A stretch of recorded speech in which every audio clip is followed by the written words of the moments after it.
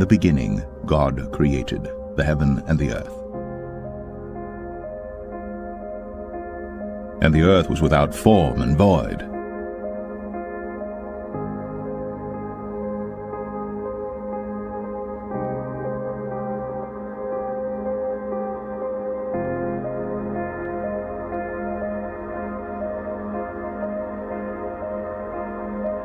And darkness was upon the face of the deep.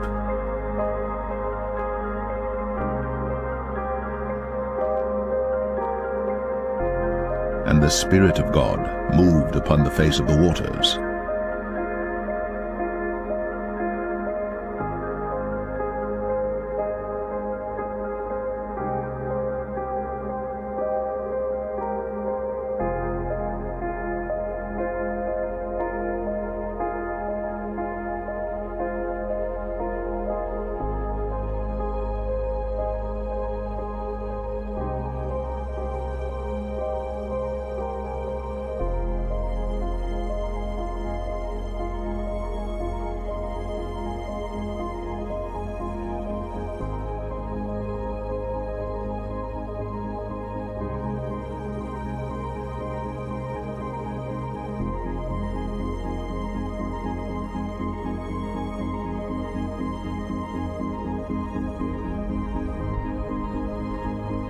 And God said, "Let there be light," and there was light.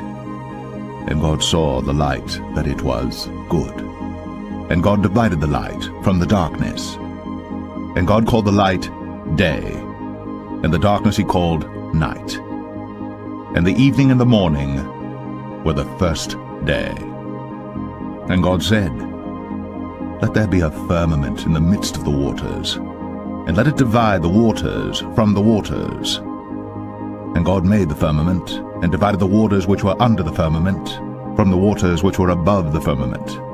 And it was so. And God called the firmament heaven. Although we weren't able to shatter that highest, hardest glass ceiling this time, thanks to you, it's got about 18 million cracks in it. One of the strangest places on the ocean's floor was only just discovered in the 1990s. And my degree is one of a handful of people to ever see it in person. Without a doubt, one of the most amazing things that I had ever seen in the bottom of the ocean. It was while filming for Blue Planet in the Gulf of Mexico. I noticed there's something out in the distance. Couldn't tell exactly what, but it looked like a dark band. And as we approached it, the dark band became a donut. I saw this donut. It was black in the center. What the heck is that? And so, as we get closer and closer to it, I noticed that the black band had what appeared to be kind of steam over it. And then I looked, and there was water lapping against the shoreline. This band was a ring of mussels. And inside the ring of mussels was a lake. And it's like, wait a minute, I'm already underwater. We went out over the water in this lake and tried to descend in it and bounced off. It was so super saline and dense that the submarine couldn't go down in it. We literally bounced off, and as we bounced off, we sent ripples heading back to the shoreline. It was insane. I've never seen anything like it. And God said, "Let there be lights in the firmament of the heaven to divide the day from the night, and let them be for signs, and for seasons, and for days and years. And let them be for lights in the firmament of the heaven, to give light upon the earth." And it was so. And God made two great lights, the greater light to rule the day,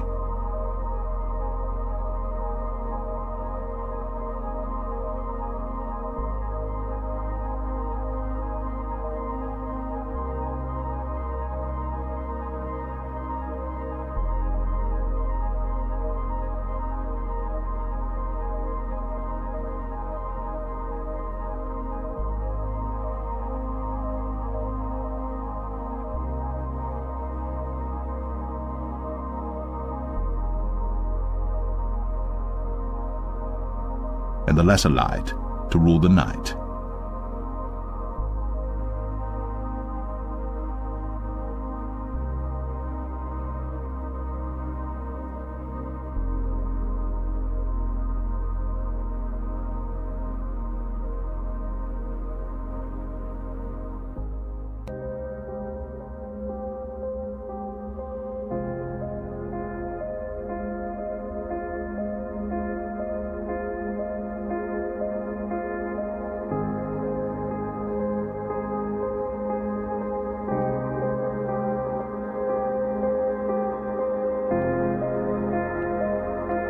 made the stars also.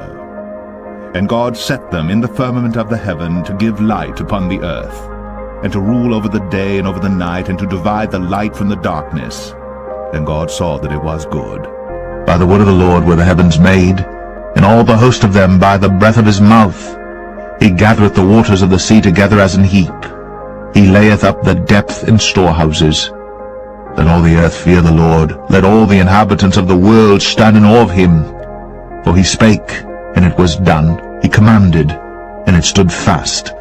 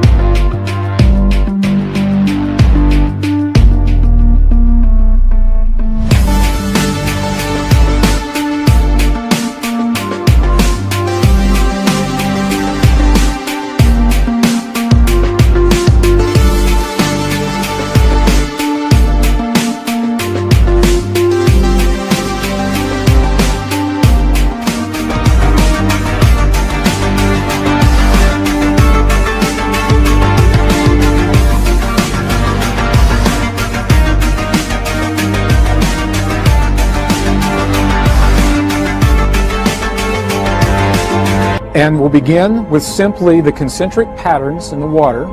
As the frequency begins, every once in a while we'll reach a key threshold resonance, such as that moment right there. And in that key threshold resonance, the entire pattern morphed into a more complex expression of itself, simply because the frequency changed. Now watch what happens. The frequency is still increasing. And watch what happens. As we reach another key threshold resonance, this entire pattern will morph into a beautifully and more complex pattern of itself. Again and again. And look at this pattern right here. Look what you're seeing right here. Look at the beautiful geometry. Here is a perfect cube. There's a perfect tetrahedron, a star tetrahedron. In 2 dimensions, we've got the octahedron. Very powerful images of sacred geometry held in place simply because we've achieved the vibratory pattern that allows that.